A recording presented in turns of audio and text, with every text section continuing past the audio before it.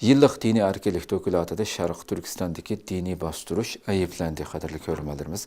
Amerika'nın Halkara Dini Erkelik Komiteti 4. Mart yıllık dokulat e'lon qilib, bu dokulatda Xitoyning o'tgan bir yilda dini erkinlikni davomli bostırganligi ta'kidlandi bu dokulatda.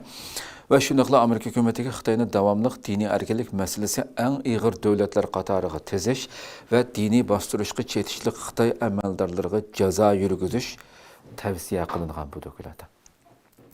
Dokulatning Sharq Turkistonga aloqador qismida davomlashayotgan irqiy qirg'inchilik iborasi ishlatilgan bo'lib, vatanimizga navbatda Sharq Turkistonning diniy bostirishining Sharq Turkistonning ichidagi bu diniy bostirishining dunyodagi eng ig'ir diniy erkinlik masalalaridan biri ekanligi, kim deganda 1,5 million Uyg'ur, Qozoq, Qirg'iz qatorliq turk xalqining turma yoki jazo lageriga qamalganligi, shuning bilan birga mecburi emgek kechiringlar, Ramazonda og'iz qurib ketib. Shuning bilan birga mecburi emgakning va assimilatsiya maqsad qilingan yotoqli maktablarning kengaytirilganligi, turli siyosatlar orqali diniy hayot va milliy kimlikka cheklama qo'yilganligi qayd qilingan. Shu ko'rinishlarga qarab boqaylik. Ya'ni bu konu bir ko'rinish emas, yangi ko'rinishlar, butun bundaq ko'rinishlardan sanoqsiz ko'rinishlar chiqyapti. Shu Ramazon kunlarida ro'za tutishga aslo bundan so'z aytish mumkin emas. Buni haşa g'ishig'i bilan mushundaq, ya'ni inson ko'zi men mengayotganlarning ko'ngli ilishmayotganligidan shubham yo'q mening, yani. Ko'ngli ilishgan shaklda mengayotdi hamda. Mush bir narsalarni keygizib, to'pchani chiqarib mishada.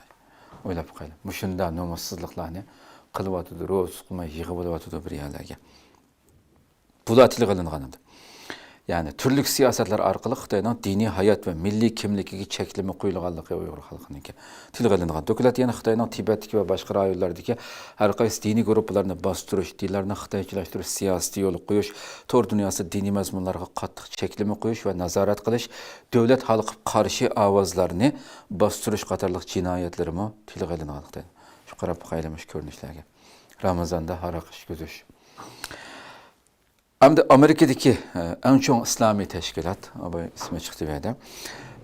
Boğan Amerika İslam Münasebetleri Kengashimi 6 Mart bayanat e'lon qilib, bu teşkilat Xitoyning Sharq Turkistondagi ro'za ibodatini cheklash jinoyatini aybladi. Amerika İslam Münasebetleri Kengashi organ torbetida e'lon qilingan bayonotida Amerika Tashqi ishlar ministrligining Xitoyning Uyg'urlarning ro'za ibodatini cheklash jinoyatini to'xtatishni, bu yillik Ramazon oyida ro'za tutganligi uchun qo'lga olingan 6 Uyg'urni qo'yib berishni talab qilishga chaqirdi. O'ylab qo'ying. Bu bilgan bilgan ular bilgan san bo'lgan bo'lsa, dunyo bilgan san bo'lgan bo'lsa, tasavvur qilib boqaylik Sharq Turkistonda maxfiy uya bu yerda ro'za tutganligi bilinib qolgan bo'lsa, qanchalik xalqimiz tutilgandi. Bayonotda Erkin Osiyoning aloqador xabar naql keltirilgan bo'lib, xabarda bu yil Ramazon oyida Xotandagi bir qancha yezida 6 Uyg'urning ro'za tutganligi uchun qo'lga olinganligi qayd qilingan edi. Shu nimada. Halbuki bu faqat qiyin usullar bilan dalillanish mumkinchiligi bo'lgan raqam bo'lib, butkul Sharq Turkistonda bu yilmi ro'za ibadeti tamamen cheklanib qolmay, barliq Uyg'urlar Xitoyning bahor bayramini tabriklashga majburlanmoqda. Amerika İslam Münasebetleri Kengashi Uyg'urlar uchun izchil ovoz chiqarib kelayotgan tashkilotlarning biri bo'lib, Xitoyning irqiy qirg'inchilik jinoyatini, diniy bostirishlarni ko'p qatim ayiblagan edi ilgari, albatta hammalar bilasizlar. Demak, qadrli ko'ruvchilarimiz, shu jinoyatlar to'xtovsiz davom qilyapti.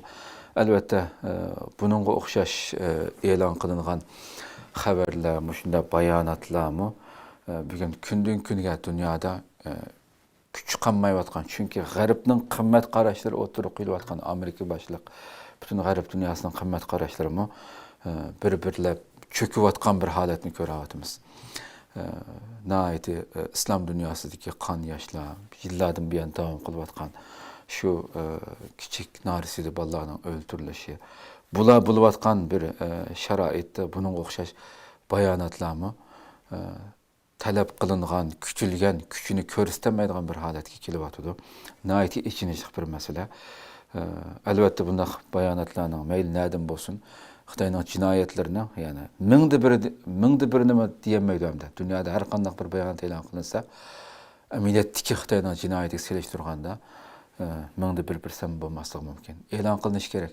Ammo bu kuchini ko'rsatish uchun, dunyoda buning ta'siri bo'lishi uchun amaliyotda bu qimmat qarashlar butun dunyoda ijro qilinishi, butun dunyoda bu so'zlanganlar amallashishi kerak edi. Afsuski, qog'oz yuzda qilyotdi, chaqiriq bilan kifoyalanyotdi. İçinişik bir məsələ bu nuqtadan qarağa vaxtıdırmı?